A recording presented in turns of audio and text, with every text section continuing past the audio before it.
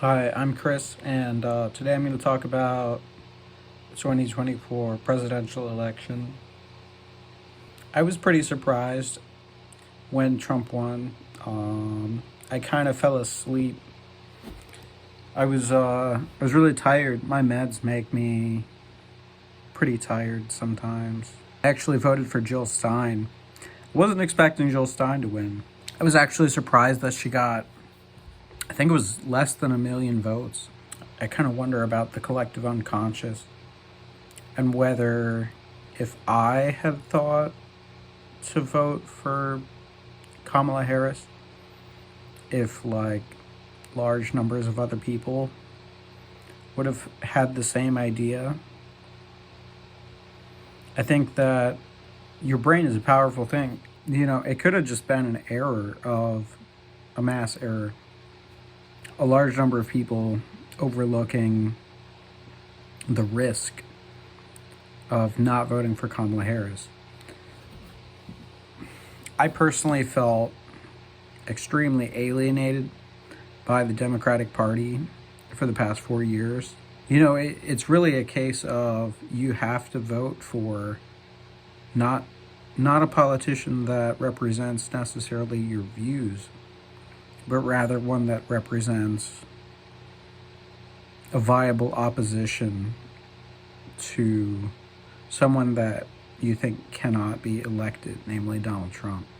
So I think that in the weeks leading up to the election, there was a lot of angst, and the Democratic Party was not very popular in the weeks leading up to the election, largely because of the war in Gaza. I think.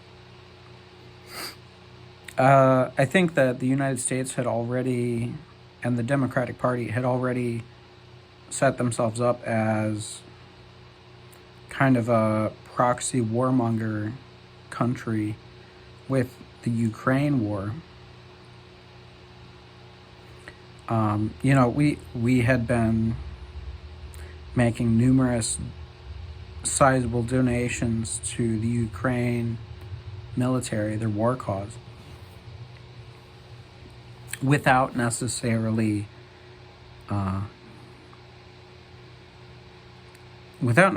doing a lot to bolster the peace cause. And so Donald Trump is kind of making himself out to be a peace candidate, which is interesting. I wouldn't have thought 4 or 5 years ago that Donald Trump would be running in 2024 as a peace candidate. But that's kind of what we're looking at now. Is Donald Trump more of a peace candidate, a better peace candidate than Kamala Harris or Joe Biden? Because we've got the bar is set kind of low. We have low standards for our politicians. We're looking for peace. We're looking for a de-escalation in Gaza, a de-escalation in Ukraine, and yet these conflicts are sort of proxy wars of the United States. So what we're looking at is not necessarily, can a viable American political body spearhead a movement for peace in the Middle East and in Eastern Europe. Rather, we are looking at damage control. Like, what is the least worst option for political leadership in the United States? And Trump has kind of assumed the position of a candidate for that kind of political platform. So it does kind of seem that the like political facade, the dominant interpretation of Trump's political personality has shifted. So now we have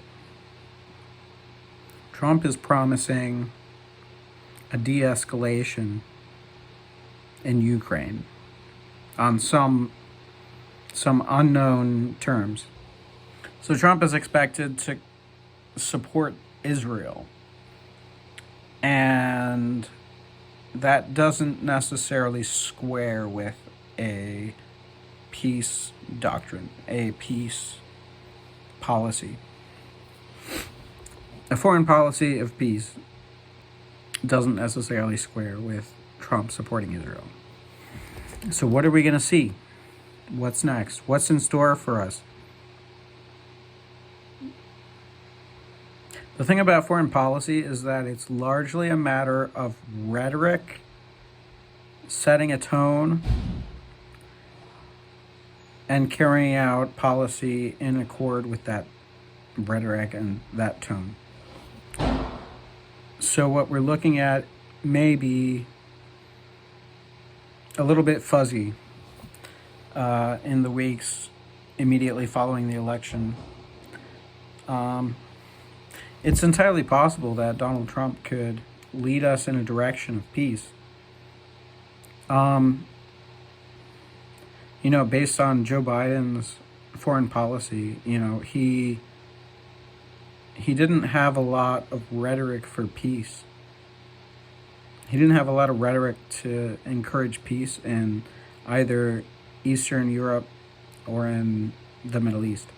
Barack Obama won a Nobel Peace Prize for his diplomatic foreign policy when he was president.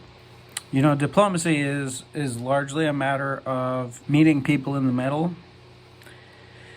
and negotiating.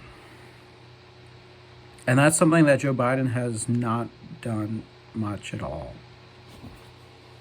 So we have the alternative option of Donald Trump as someone who's willing to negotiate peace in Eastern Europe and or in the Middle East. What is in store for us remains to be seen, because Donald Trump hasn't assumed office yet, and he's got a little while to think about how he's going to present himself.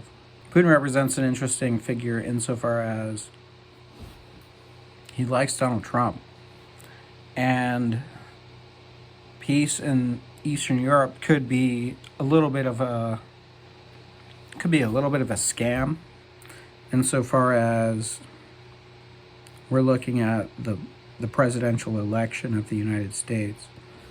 And is Putin just looking to get Trump re-inaugurated?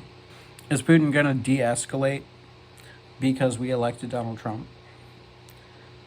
I mean, it's possible that that is one of the main reasons that Trump was reelected, was because Putin likes Trump. So we're cozying up to Putin, perhaps.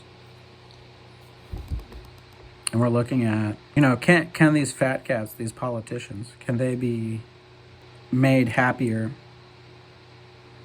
if we cozy up to them? Overall, I kind of think that the 2024 presidential election was, insofar as the global stage has largely been determined by war, I think that the election was kind of thrown in the first place.